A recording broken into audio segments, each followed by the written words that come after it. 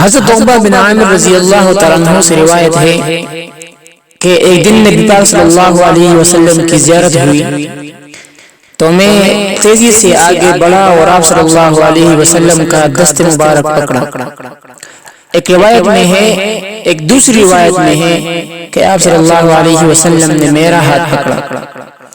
اپنے ہاتھ میں میرا ہاتھ لیا اور فرمایا، اے عقبہ، میں تجھے نہ بتا دوں کہ دنیا اور آخرت کے اخلاق فاضلہ کیا ہے؟ پھر فرمایا، تم اس سے جوڑ رکھو جو تم سے توڑ رکھے، اور جو تم کو محروم کرے نہ دے تم اسے دو، اور جو تمہیں تکلیف پہنچائے تم اسے معاف کرو۔ اور اسی طرح دوسری روایت عقبہ بن عامر رضی اللہ تعالیٰ عنہ کی ہے کہ میری ملاقات آپ صلی اللہ علیہ وسلم سے ہوئی تو میں نے آپ صلی اللہ علیہ وسلم کا ہاتھ پکڑا اور آپ صلی اللہ علیہ وسلم سے پوچھا، اللہ کے رسول، اچھے اعمال کیا ہے؟ مجھے بتا دیجئے۔ تو آپ صلی اللہ علیہ وسلم نے فرمایا، اے عقبہ، جو تم سے قطع تعلق رکھے تم اس سے جوڑ رکھو، جو تم کو محروم کرے تم اسے نوازو، جو تم پر ظلم کرے اس سے اعراض کرو، اسے چھوڑ دو، بدلہ نہ لو۔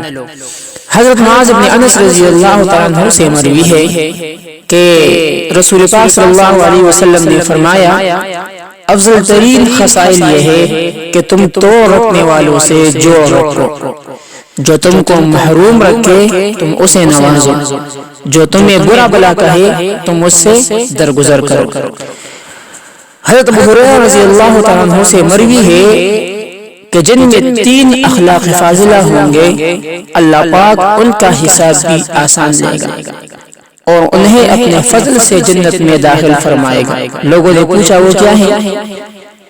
اے خدا کے رسول، ہمارے ماں باپ آپ پر فدا ہو۔ آپ صلی اللہ علیہ وسلم نے فرمایا، اسے دیا کرو جو تم کو محروم رکھے، اس کے ساتھ حسن سلوک کرو جو تم سے قطع تعلق رکھے،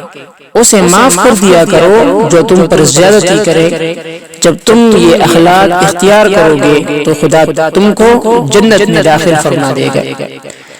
اسی طرح حضرت علی رضی اللہ تعالیٰ عنہ سے مروی ہے کہ نبی پاک صلی اللہ علیہ وسلم نے مجھ سے فرمایا، اے علی، تم دین و دنیا کے بلند اخلاق تم کو دین اور دنیا کے بلند اخلاق نہ بتا دوں، یہ کہ تم اس سے رابطہ رکھو جو تم کو کاٹے اور دور رکھے، اور جو تمہیں محروم رکھے تم اسے نوازو،